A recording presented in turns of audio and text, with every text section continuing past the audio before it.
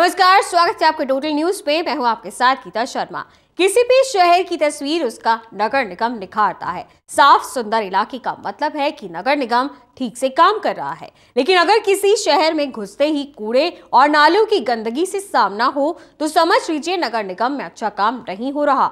दिल्ली का हाल भी कुछ ऐसा ही है। राजनीति तो यहाँ एमसीडी के काम ना करने की बड़ी वजह है ही, साथ ही कुछ पार्षदों की लापरवाही और लचीलापन भी इसके लिए जिम्मेदार है। ऐसे ही एक और इलाके का दिखाएंगे हाल, तो चलिए करते हैं कार्यक्रम की शुरुआत।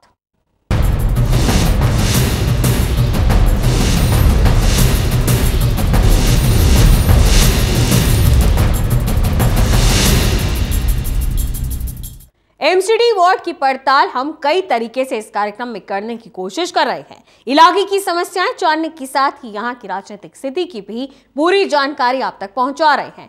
कई इलाके ऐसे हैं जिनमें विकास दिखता है, लेकिन ज्यादातर ऐसे हैं जो अब भी सुविधाओं का इंतजार कर रहे हैं। आज पूर्वी दिल्ली नगर निगम के करावल नगर ईस्ट वार्ड ले चलते हैं। यहाँ की पार्षद एक बार डिप्टी मेयर रह चुकी है। ऐसे में क्या यहाँ समस्याएं कम हुई?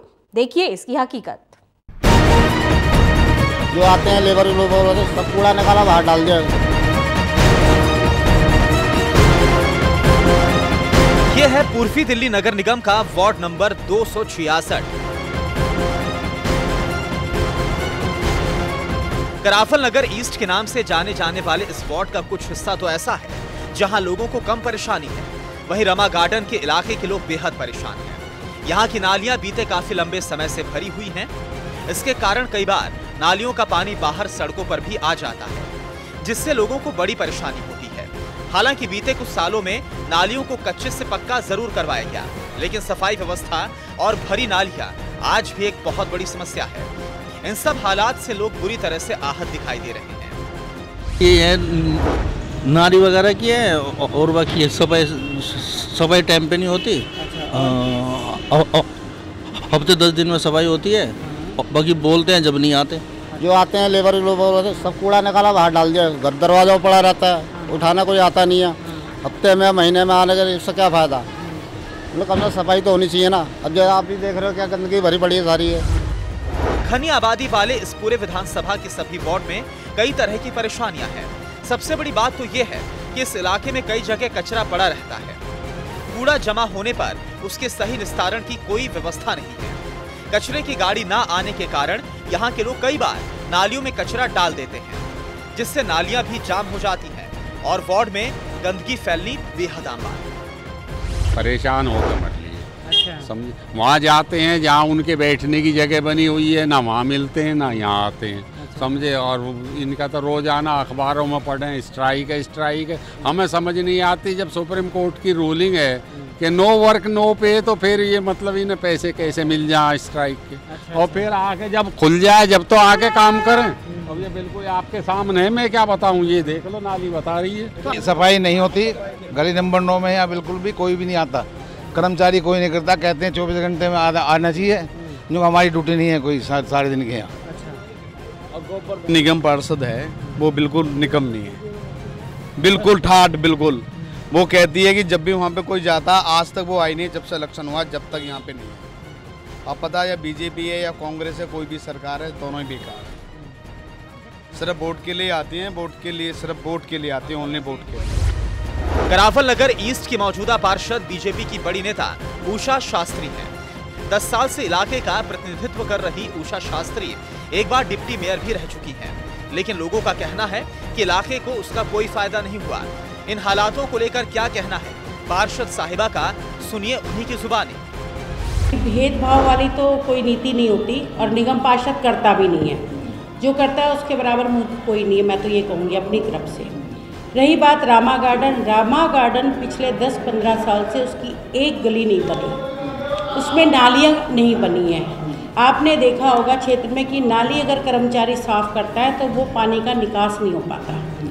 कूड़ा जो है उसमें क्योंकि अनऑथराइज एरिया है, कूड़ा जो होता है उड़ के जितना भी, क्योंकि वहाँ पे बना हुआ भी ऐसे जगह पॉलीथीन लोगों ने इकट्ठी करने के लिए अपने जो बड़े प्लॉट हैं वो पॉलीथीन में वहाँ पे जो कचरा बिनने वाले उनको दे दिया है, वो उड़ के सब नालियों में आता है। तीसरा, उसमें ना कोई निकास है पानी का, बिल्कुल निकास नहीं है। अभी तक वहाँ पे एक भी ईंट किसी भी माध्यम से, ना मेरे माध्यम से लगी, क्योंकि मेरे यहाँ तो लग नहीं सकता क्योंकि अनऑथराइज एरिया है, और ना ही विधायक के माध्यम से लगी। अब जब लोग काम न करने का आरोप लगा रहे हैं तो भला विपक्ष कैसे पीछे रहेगा? कांग्रेस भी काम न होने को लेकर मौजूदा पार्षद पर लापरवाही का आरोप लगा रही है। उषा शास्त्री ने कोई भी काम नहीं किया है, सारा वार्ड गंदा पड़ा हुआ है, नालियाँ जाम पड़ी हुई है, बोलने नालियों का कूड़ा बाहर भी आ जाता है लेकिन वो उठाया नहीं जाता, कई दिन तक कूड़ा ऐसे ही पड़ा रहता है और उससे आसपास काफ़ी गंदगी फैल जाती है, चलने वालों को दिक्कत होती है।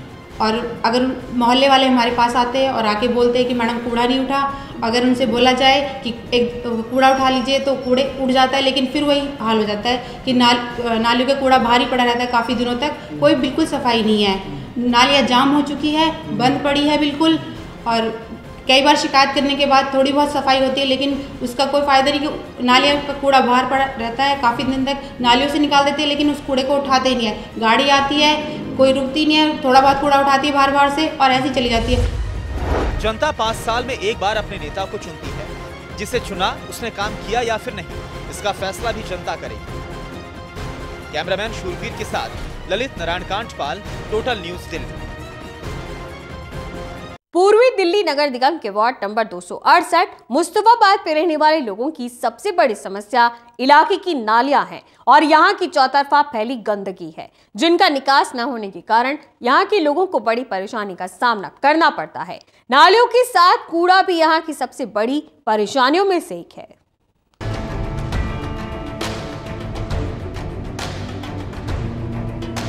यह ईस्ट एमसीडी का वार्ड नंबर 268 राजधानी के बॉर्डर पर बसे मुस्तफाबाद वार्ड में दाखिल होने का सबसे प्रमुख रास्ता है ब्रिजपुरी का ये रोड। इस इलाके में दाखिल होते ही आपको यहाँ की सबसे बड़ी समस्या के आसानी से दर्शन हो जाएंगे।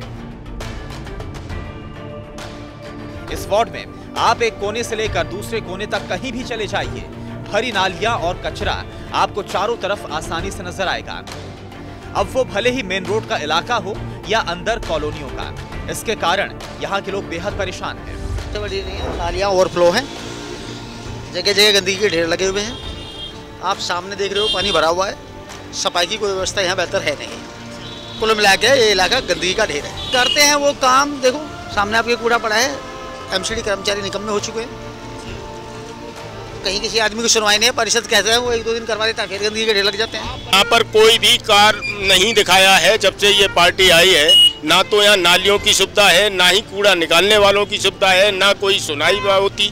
रोडें देखिए कितने खराब हैं कि जाना आना परेशान हो पड़ता है। समस्याएं इतनी है कि जिनको गिनाए से भी जो है मतलब पूरी नहीं हो पाती। जो कचरा आपने अभी मेन रोड पर देखा, वही आपको अंदर कॉलोनियों में भी आसानी से नजर आएगा। आलम यह है कि इस कचरे के कारण इलाके की नालियां भी जाम हो रही हैं, जिससे घरों से निकलने वाला पानी नालियों के जरिए बाहर नहीं जा पाता। लोग बताते हैं कि उन्होंने इस समस्या को लेकर अपने इलाके की पार्षद से कई बार शिकायत की, लेकिन उनकी तरफ से उस वक्त तो हल निकल जाता है, लेकिन कुछ दिन के बाद समस्या एक बार फिर से खड़ी हो जाती है। यानी इसका कोई स्थायी हल नहीं निकल पा रहा। इसके कारण हालात ये है कि यहाँ पर लोग कूड़े के ढेर में जीने के लिए मजबूर हो गए। सबसे बड़ी समस्या है पानी की, जो पानी रोडों पे भरना, सड़कें नहीं बननी, सकेरने वाले नहीं आते, कूड़ा उठाने वाले नहीं आते। आप गलियों की हालत देख लो। पार्षद से गया 10 दफे तो पार्षद ने कोई दिक्कत नहीं करी, पार्षद ने कुछ सुना नहीं। एमएलए तो यहाँ सुनेगा ही नहीं। एमएलए तो कहता है यहाँ जब वोट ही मांगने ना आया तो मैं करूँ क्यों काम, वो वोट मांगने भी नहीं आया। एमएलए ने तो कुछ आज तक आया ही नहीं। एमएलए तो सबसे बड़ी समस्या ये है, हमारे इलाके में कोई पार्क नहीं है और ना कोई डिस्पेंसरी बनी है। यहाँ पे जो लोग बाग जब जैसे कोई इलेक्शन आने वाले होते हैं ना, जब यहाँ पे थोड़ी सफाई चलती है, उसके बाद 4 साल तक कोई पता नहीं।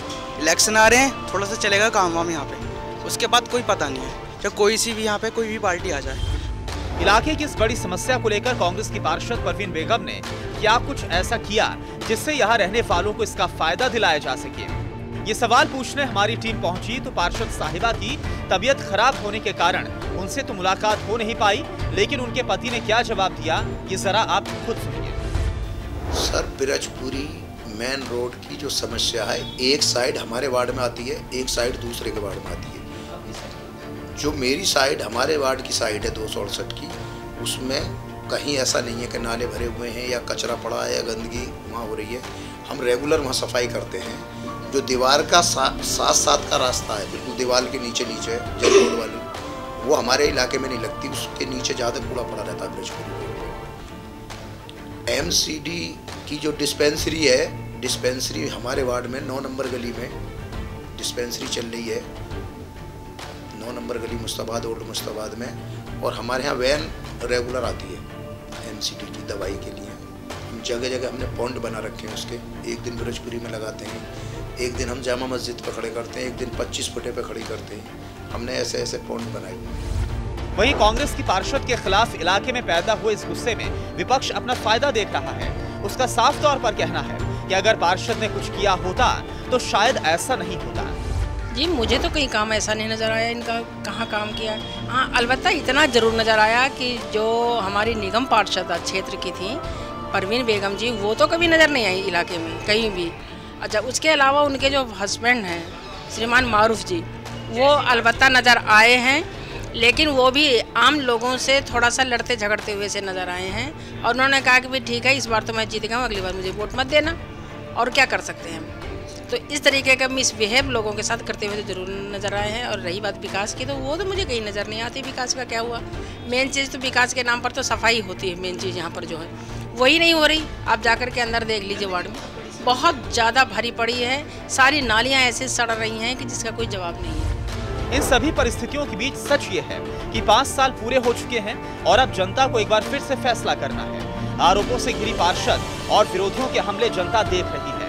MCD चुनाव के वक्त तय होगा कि कौन सही है और कौन गलत। कैमरामैन शूरवीर के साथ ललित नारायण कांठपाल, टोटल न्यूज दिल्ली।